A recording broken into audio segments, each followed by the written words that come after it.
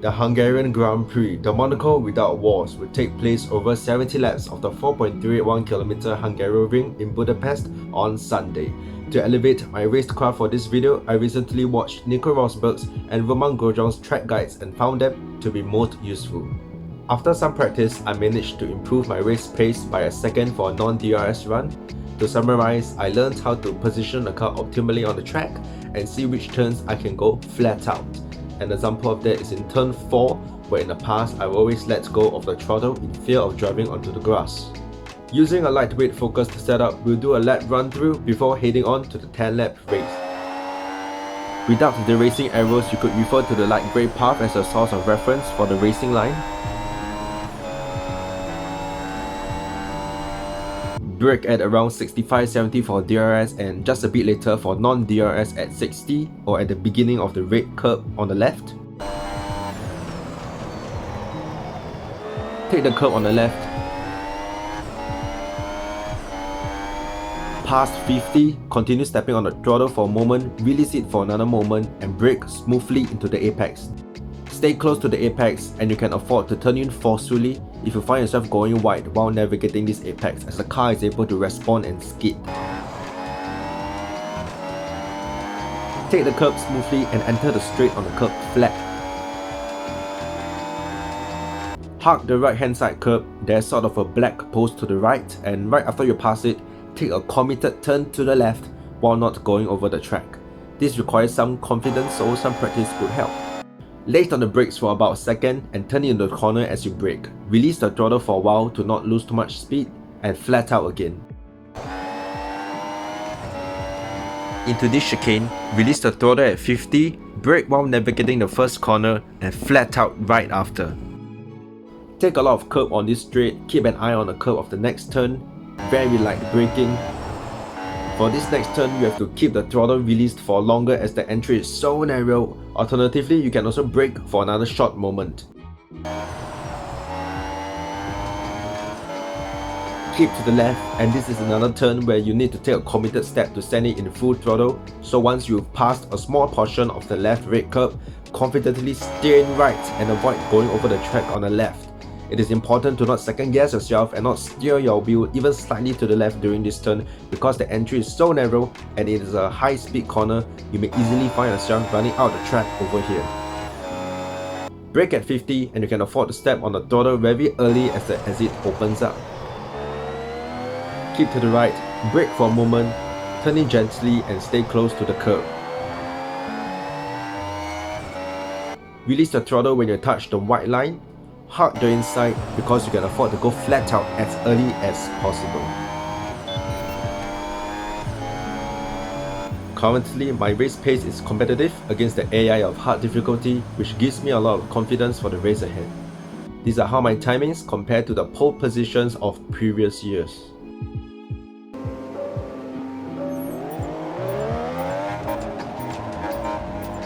And it's lights out and away we go!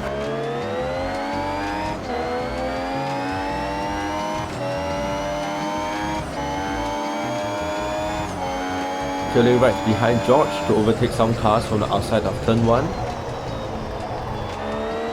Making sure I stay within track limits. This was cool, yet nerve-wracking, going wheel to wheel with Antonio at such a tight turn.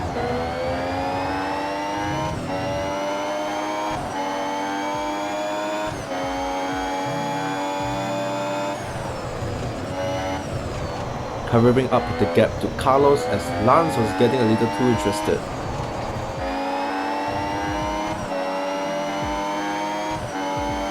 Cars really slow down at this chicane, so it is important to brake here early to avoid a collision.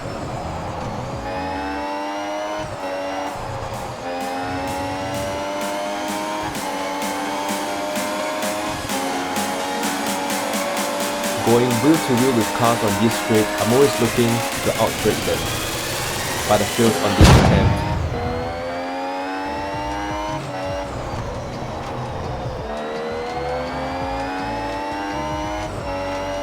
Navigating this hairpin with a V trajectory to gather more speed.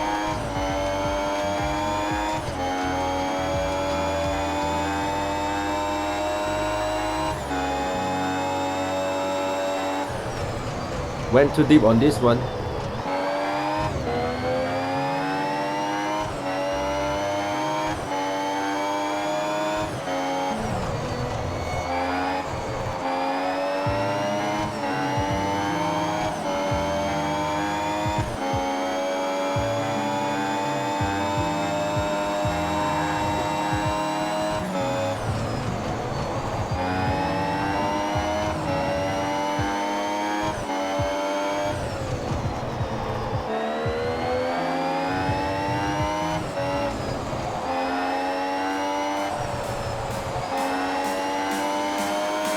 You can see the train of cars up ahead.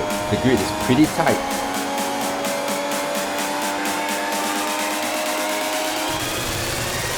Yes, made the move stick on Sergio.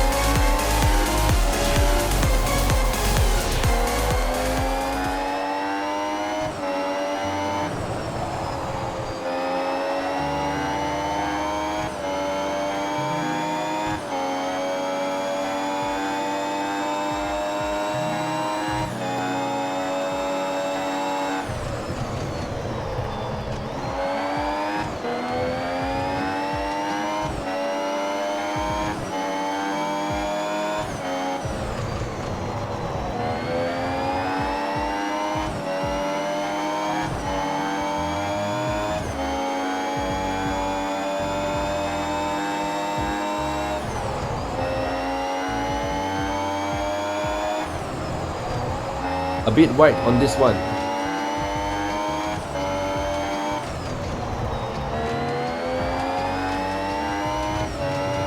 You can rarely overtake in Sector 2 because of the narrow medium speed corners.